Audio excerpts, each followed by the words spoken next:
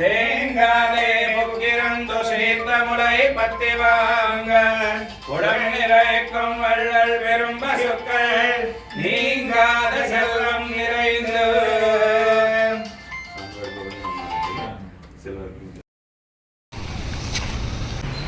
ఈరోజు చాలా సంతోషం మీ అందరినీ కలుసుకోవడం అలాగే మీతో మాట్లాడడం చాలా హ్యాపీ. భూమి 20 డివిజన్ పరిధిలో వివిధ శాఖల్లో జరుగుతున్న అభివృద్ధి జరుగుతున్న కార్యక్రమాలు తెలుసుకున్నామని, అదేవిధంగా నా దృష్టికి వచ్చిన సమస్యలు మీ దృష్టికి తీసుకుందామన్న ఉద్దేశంతో ఈ మీటింగ్ పెట్టుకోవడం జరిగింది. చక్కగా అధికారులందరూ మీ డిపార్ట్మెంట్ జరుగుతున్న కార్యక్రమాలు తెలియచేయడం మీ అందరికీ మనస్ఫూర్తిగా ధన్యవాదాలు తెలియజేస్తున్నాను. ఈరోజు ప్రభుత్వం ఎన్ని కార్యక్రమాలు పెట్టినా, ఎంత సంతృప్త స్థాయిలో పెంచుదామన్నా అక్కడ ఉండాల్సింది లాస్ట్ మైల్ డెలివరీ. అలుపుడి దగ్గరికి పథకం అందాలి. ఆ పథకంలో లోటుపాట్లు అదేవిధంగా అడ్డంకులు అన్ని దాటి అలుపుడి చేతికి వచ్చినప్పుడే ఆ ప్రభుత్వ పథకం ముఖ్య ఉద్దేశం నెరవేరుతుంది. అదేవిధంగా ఆదివాసీల కోసం రాజ్యాంగం వచ్చాక ఎన్నో రకాల విధానాలు ఈ దేశం రూపుదిద్దింది. మొదట ఐసోలేషన్ పద్ధతిలో వాళ్ళు దగ్గర పెట్టి మనం అభివృద్ధి చేద్దాం అనుకున్నారు. తర్వాత డిస్ట్రిబ్యూషన్ చేద్దాం అనుకున్నారు. అంటే మిగతా వాళ్ళు బాగుపడితే వాళ్ళు కూడా ఆటోమేటిక్గా బాగుపడుతుందని. అయితే ఆ రెండు విధానాలు కాదు, ఇంటిగ్రేటెడ్ అప్రోచ్ ఉండాలి అని ఇప్పుడు నడుస్తున్న విధానం ఇది.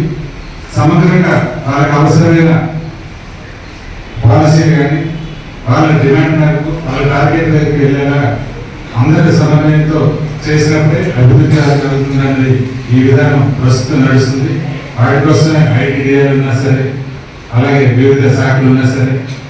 అయితే పైపైన చూసినప్పుడు సమస్యలు అన్ని చిన్న చిన్న కొన్ని చిన్న టెక్నికల్ ఇష్యూస్ వల్ల ఆగిపోయే పరిస్థితులు కూడా ఏర్పడుతున్నాయి. అయితే ఒక సమస్యని మనం ఈ సమస్య ఉందని చూస్తున్నామా, ఈ సమస్యను ఇలా ప్రజెంట్ చేసి వదిలేస్తున్నామా, లేకపోతే పరిష్కారం కోణంలో చూస్తున్నామా అనే మీద ఫలితాలు ఉంటాయి. పరిష్కారం కోణంలో మనం ఎప్పుడైనా చూడాలి. అలా చూసినప్పుడు చాలా సమస్యల పరిష్కారం లభిస్తుంది. నేను ఈ మధ్య స్టేట్ కమిషన్ తరఫున చాలా ప్రాంతాలు తిరిగాను. అక్కడ సమన్వయ లోపంతో చాలా జరగాల్సిన అభివృద్ధి వెనకబడుతుంది. ముఖ్యంగా ఆర్వైఎఫ్ఆర్ పట్టాల గురించి చెప్పుకోవాలి. ఇక్కడ ఏదో ఒక మంచి ఉద్దేశంతో ప్రవేశపెట్టబడిన పథకం. ఎవరైతే పేద గిరిజనులు ఉన్నారో వారికి అప్పటికప్పుడు ఇచ్చే సాయం కన్నా వాళ్ళ తరతరాలు నిలదొక్కునేలాగా ఒక ఎసెట్ క్రియేట్ చేసి ఇస్తే అది వాళ్ళకి పనికొస్తుందన్న ఉద్దేశంతో అటవీ హక్కులు కల్పించడం జరిగింది. అయితే అటవీ హక్కులు అనేది సక్రమంగా వెళ్ళాలంటే కింద స్థాయి నుండి సమన్వయం ఉండాలి.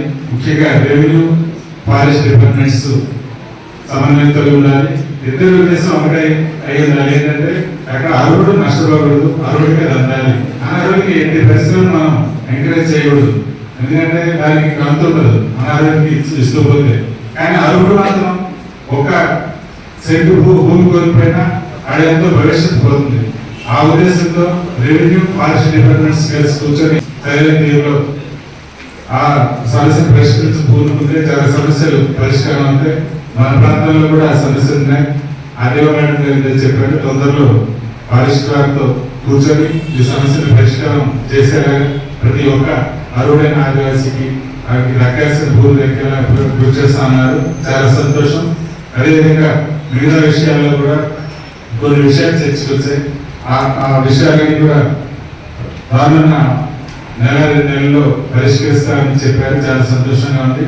అదేవిధంగా మనందరూ కలిసి మన ప్రాంతంలో మన గిరిజన సోదరుల పట్ల వాళ్ళ మిగతా సమాజంతో పాటు వాళ్ళు ఎదిగే పరిస్థితి కల్పించడంలో మన వంతు పాత్ర మనం నిర్వహిద్దామని మనవి చేస్తూ ఈ అవకాశం తెలియజేస్తూ ముగిస్తున్నాను. జై హింద్.